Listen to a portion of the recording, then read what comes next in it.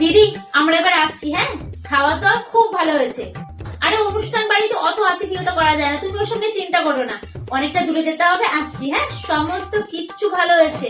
তুমি খেয়েছো? 4টে বাজে এখনো খাওনি, এরপর তো শরীর খারাপ হয়ে যাবে। তুমি আগে ঝট করে গিয়ে কিছু খেয়ে নাও, আমার বেরোই, অনেকটা দূরে যেতে হবে। আর অবশ্যই কিন্তু সমস্ত কাজকর্ম হয়ে গেলে তোমাদের আমাদের বাড়িতে যাবে।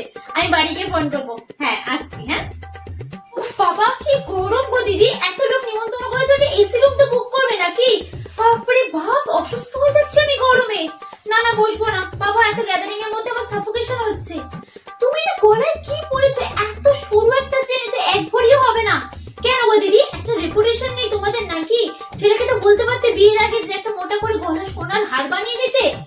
যাই হোক, শোনো, সামনের মাসে আমার মেয়ের বিয়েতে যখন যাবে, অন্তত ভালো করে একটু সেজে গুজে গয়নাগাড়ি পরে যাও। আমাদের রেপুটেশনটা নষ্ট করো না এইভাবে। আর খাওয়ার দাওয়ারটা একটা ভালো ক্যাটারিং এর লোকে কি এমনি কম নিয়েছিল টাকা পয়সা? একদম রান্না বান্না ভালো হয়নি বাবা, আমাদের বাড়িতে দেখবে কত ভালো ক্যাটারিং এর লোক বলেছি আমরা। ঠিক আছে, আমরা আসছি, এখানে থাকতে পারছি না, প্রচন্ড গরম গো।